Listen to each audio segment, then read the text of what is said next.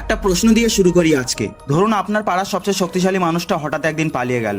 পাড়ায় নতুন লোক এলো, কেউ বলছে সে ভালো, কেউ বলছে সে আরো বিপজ্জনক। আর আপনি দাঁড়িয়ে আছেন পাশের বাড়িতে, ভাবছেন আমার কি করা উচিত। আর এটাই এখন ভারতের অবস্থা। 12ই ফেব্রুয়ারি 2026 বাংলাদেশে নির্বাচন হলো, বিএনপি পার্টি জিতলো 212টা আসন নিয়ে। এটা শুধু একটা নির্বাচনের ফলাফল না, এটা ভারতের জন্য একটা ভূমিকম্প। কারণ এতদিন যে মানুষটা বাংলাদেশ চালাতেন, শেখ হাসিনা, তিনি এখন ভারতেই আছেন রিফিউজি হয়ে। আর নতুন প্রধানমন্ত্রী হতে চলেছেন তারেক রহমান, যিনি এতদিন লন্ডনে নির্বাসনে ছিলেন।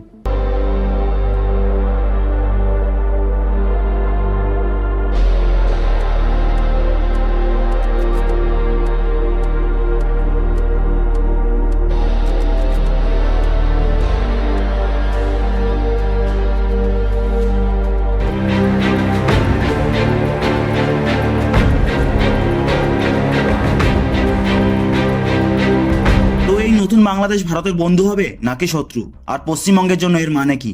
আজকের ভিডিওতে এই সব প্রশ্নের উত্তর দেব। আর সবচেয়ে বড় উত্তরটা রাখছি একদম শেষের জন্য, কারণ সেটা জানলে আপনিও চমকে উঠবেন। 2024 সালের আগস্ট মাস, বাংলাদেশ তখন একটা অদ্ভুত পরিস্থিতিতে। ছাত্রছাত্রীরা রাস্তায় নেমেছে সরকারি চাকরির কোটা সংস্কারের দাবি নিয়ে। কিন্তু ব্যাপারটা শুধু কোটায় আটকে রইল না। বছরের পর বছর ধরে চাপা পড়ে থাকা রাগ, হতাশা, অর্থনৈতিক কষ্ট সবকিছুর একসাথে বিস্ফোরণ ঘটলো। অবশেষে শেখ হাসিনাকে পালিয়ে যেতে হলো। আর 15 বছরের শাসন শেষ হলো একটা ছাত্র আন্দোলনে। আর তিনি চলে এলেন কোথায় জানেন? দিল্লিতে। ভারত তাকে আশ্রয় দিল, কারণ হাসিনা ছিলেন ভারতের সবচেয়ে বিশ্বস্ত প্রতিবেশী নেতা। তার আমলে ভারত বাংলাদেশের সম্পর্ক ছিল সোনালী। ট্রানজিট, বাণিজ্য, নিরাপত্তা সব চলতো মসৃণভাবে। কিন্তু এখন সেই অধ্যায় শেষ হয়ে গেছে। আর এখন শুরু হচ্ছে নতুন অধ্যায়, অর্থাৎ বিএনপির অধ্যায়। আর এই অধ্যায়টা ভারতের জন্য মোটেও সহজ নয়। 14 ফেব্রুয়ারি 2026 বাংলাদেশে যা হলো সেটাকে অনেকেই বলছেন দ্বিতীয় স্বাধীনতা। কেন? কারণ 2008 সালের পর এই প্রথম সত্যিকারের অবাধ নির্বাচন হলো বাংলাদেশে। 60%-এরও বেশি ভোটাররা ভোট দিলেন। এই সংখ্যাটা কম নয়। আর ফলাফল, বিএনপি পেল 212টা আসন। এখন এটা একটু মাথায় রাখুন, তারেক রহমান, এই মানুষটা এতদিন লন্ডনে ছিলেন দুর্নীতির মামলায় দোষী সাব্যস্ত হয়ে। কিন্তু তার দলের ঐতিহাসিক জয়ের পর তিনি এখন বাংলাদেশের প্রধানমন্ত্রী।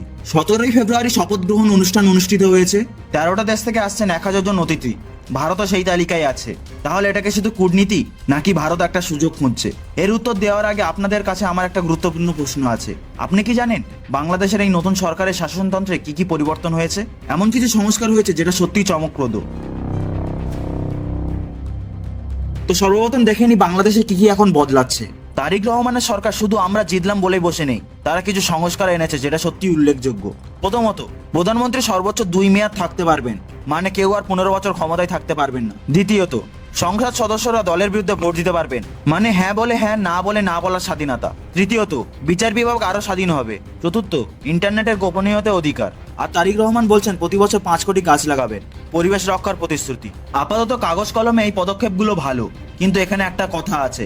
বিএনপির অতীতের রেকর্ড দুর্দান্ত নয়। 2001 থেকে 2006 সালে শেষবার যখন তারা ক্ষমতায় ছিলেন, দুর্নীতি আর অস্থিরতার জন্য বাংলাদেশ ডুবে গিয়েছিল। তাহলে এবার কি আলাদা হবে, নাকি ইতিহাস নিজেকে রিপিট করবে? উত্তর সময়ই দেবে। কিন্তু এখন আমরা দেখি ভারতে কি কি সমস্যা তৈরি হচ্ছে এর ফলে। এবার আসি আসল কথায়। ভারতের সামনে এখন 3টে বড় চ্যালেঞ্জ আছে। Challenge number 1, Sheikh Hasina. তারেক রহমানকে সরাসরি জিজ্ঞাসা করা হয়েছে, হাসিনাকে বাংলাদেশ ফেরত পাঠাবেন কি? তিনি কি বললেন জানেন? বললেন এটা আইনি প্রক্রিয়ার উপর নির্ভর করে, মানে হ্যাঁও না, নাও না। কূটনৈতিক ভাষা এটা সবচেয়ে চতুর উত্তর।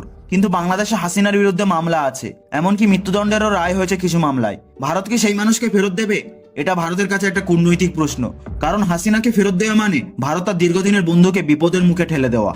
আর না দেওয়া মানে বাংলাদেশের সাথে তিক্ত সম্পর্ক থাকবে। দ্বিতীয় চ্যালেঞ্জ, জল। হ্যাঁ, জল। ভারত বাংলাদেশের মধ্যে গঙ্গার জল বন্টন চুক্তি আছে। সেই চুক্তির মেয়াদ শেষ হচ্ছে ডিসেম্বর 2026-এ। এই চুক্তি না হলে পশ্চিমবঙ্গের কৃষকরা ক্ষতিগ্রস্ত হবেন, সেচ ব্যবস্থা বিপর্যস্ত হবে। আর তিস্তার জল নিয়ে বিতর্ক তো আছেই। এখানে আরেকটা বড় মোড় আছে। চীন বাংলাদেশে তিস্তা প্রকল্পে বিনিয়োগ করতে চাইছে $2.1 বিলিয়ন। মানে চীন ভারতের উঠানে ঢোকার চেষ্টা করছে। চ্যালেঞ্জ নাম্বার 3, জামাত এবং সীমান্ত। এটা সবচেয়ে চিন্তার বিষয়। জামাতে ইসলামী এই নির্বাচনে তাদের সেরা ফলাফল করেছে, 68 থেকে 77টা আসন। আর তারা জিতেছে কোথায়? রংপুর, খুলনা, মানে পশ্চিমবঙ্গের একদম সীমান্তবর্তী এলাকায়। জামাত এখন নিজেদের পরিচয় পাল্টাচ্ছে।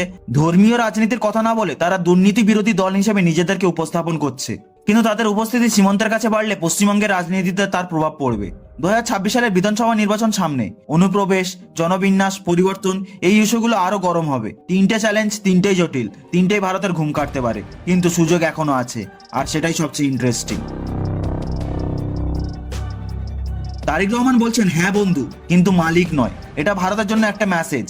হাসিনার আমলে বাংলাদেশ ভারতের সাথে কাজ করত, কিন্তু এটা অনেকটা ডিপেন্ডেন্সির সম্পর্কে। কিন্তু নতুন সরকার চাইছে সমান সম্পর্ক। তাহলে কি এটা ভারতের জন্য খারাপ? না, বরং এটা একটা ফ্রেশ স্টার্টের সুযোগ। নরেন্দ্র মোদী ইতিমধ্যে তারেক রহমানকে অভিনন্দন জানিয়েছেন, ভারত শপথ গ্রহণ অনুষ্ঠানে প্রতিনিধি পাঠাচ্ছেন।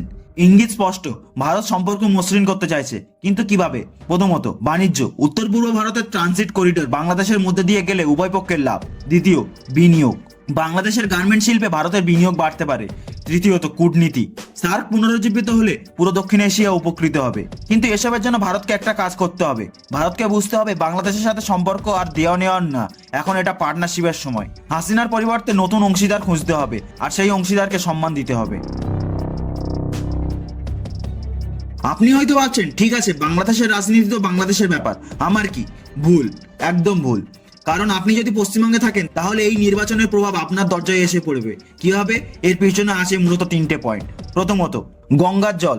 গঙ্গার জল বন্টন চুক্তি নবায়ন না হলে পশ্চিমবঙ্গের কৃষিতে সংকট আসবে। দ্বিতীয়ত, সীমান্তের উত্তেজনা। জামাতের উত্থান সীমান্তবর্তী এলাকায় অস্থিরতা বাড়াতে পারে। অনুপ্রবেশের ইস্যু 2026-এর ভোটে বিজেপি তৃণমূল উভয় রাজনীতিকে তাতাবে। তৃতীয়ত, সংখ্যালঘু সংকট। বাংলাদেশে হাসিনার পতনের পর হিন্দু সম্প্রদায়ের উপর হামলা বাড়ছে। 2900-এরও বেশি ঘটনা এবং 61 জনেরও মৃত্যু। এই মানুষগুলোর কথা মনে রাখতে হবে। তারেক রহমান শূন্য সহনশীলতার কথা বলছেন, কিন্তু কথায় আর কাজে তফাৎ থাকে। এই হিন্দু পরিবারগুলো যারা প্রজন্মের পর প্রজন্ম ধরে সেই মাটিতে আছে, তাদের নিরাপত্তা শুধু বাংলাদেশের দায়িত্ব নয়, এটা একটা আঞ্চলিক দায়িত্ব। আর ভারতকেও এই বিষয়ে সোচ্চার থাকতে হবে। নতুন সরকার যে দেশটা পেয়েছে সেটা সহজ নয়। মূল্যস্ফীতি 8.5 থেকে 9.5%, মানে জিনিসপত্রের দাম লাগাতার বাড়ছে।